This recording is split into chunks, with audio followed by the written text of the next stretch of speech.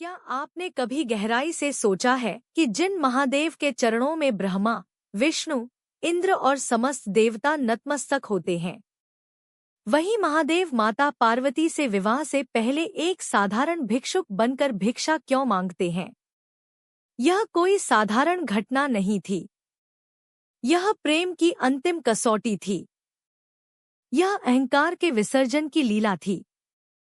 यह उस दिव्य विवाह से पहले का वह क्षण था जहां संसार को यह सिखाया गया कि सच्चा प्रेम अधिकार नहीं मांगता, बल्कि स्वयं को पूरी तरह अर्पित कर देता है।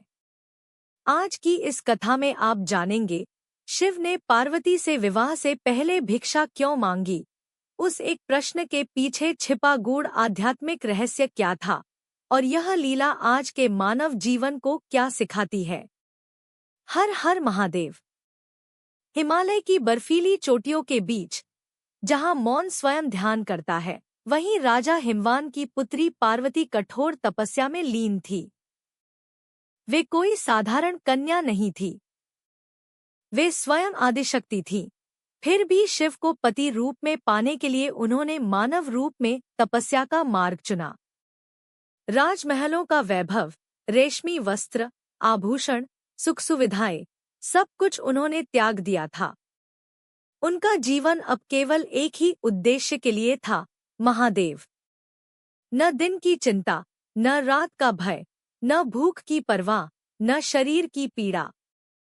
केवल शिव नाम का जप और तप की अग्नि। दिन बीतते गए, वर्ष बीतते गए।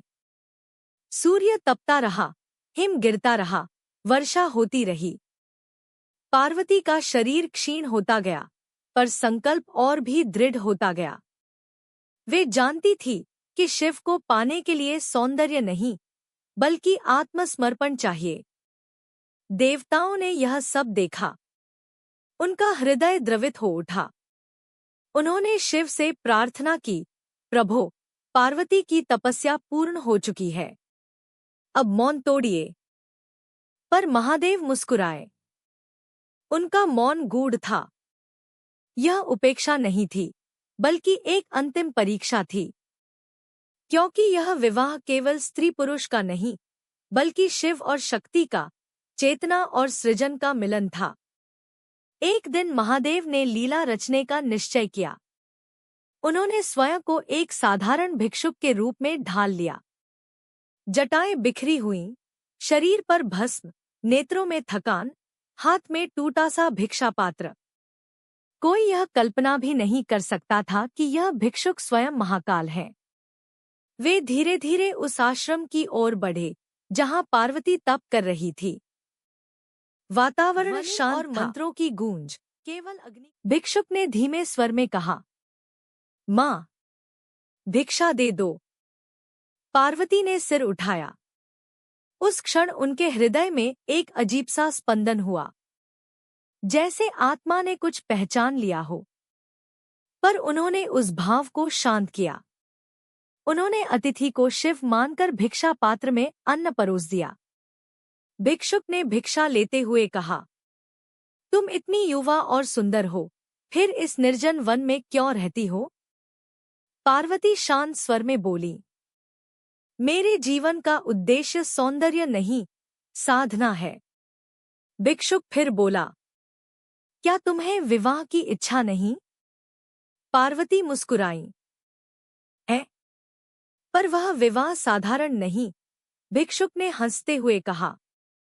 वह शिव, जो श्मशान में रहते हैं, जिनके पास न धन है, न घर, न वस्त्र, उनसे विवाह कर क्या मिलेगा?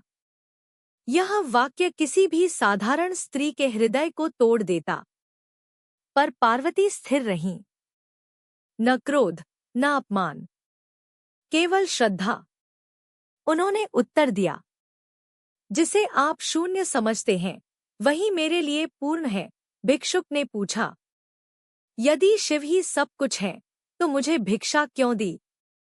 पार्वती ने कहा, क्योंकि मेरे लिए मांगने वाला और देने वाला दोनों शिव ही हैं। यह उत्तर सुनते ही लीला समाप्त हो गई। भिक्षुक का रूप दिव्य प्रकाश में परिवर्तित होने लगा। डमरू की ध्वनि गूंजी, त्रिनेत्र प्रकट हुआ। सामने स्वयं महादेव खड़े थे। पार्वती के नेत्रों से अश्रुधारा बह निकली। वे चरणों में गिर पड़ी। यह भिक्षा अन्न की नहीं थी। यह अहंकार, पहचान और अपेक्षा की भिक्षा थी। शिव यह देखना चाहते थे कि पार्वती प्रेम में गणना करती है या नहीं। आज हम रिश्तों में पहले यह पूछते हैं, मुझे क्या मिलेगा? शिव की यह लीला सिखाती है कि जहाँ प्रेम है, वहाँ शर्त नहीं होती।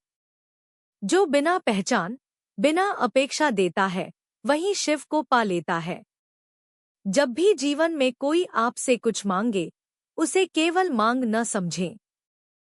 हो सकता है वह स्वयं शिव हों, आपके अहंकार की परीक्षा लेने आए हों। अगली कथा में हम जानेंगे शिव की वह लीला, जहां मौन स्वयं उत्तर बन जाता है। यदि इस कथा ने आपके हृदय को छुआ हो, तो अभी इस वीडियो को लाइक करें, ताकि यह संदेश और शिव भक्तों तक पहुंच सके। कमेंट में लिखिए, हर हर महादेव, क्योंकि आपका एक शब्द भी महादेव तक पहुंचता है।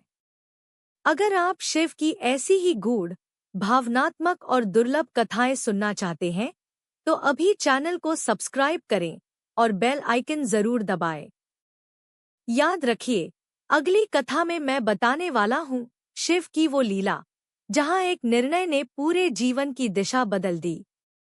जुड़े रहिए, क्योंकि यह केवल कहानी नहीं, शिव का संदेश है।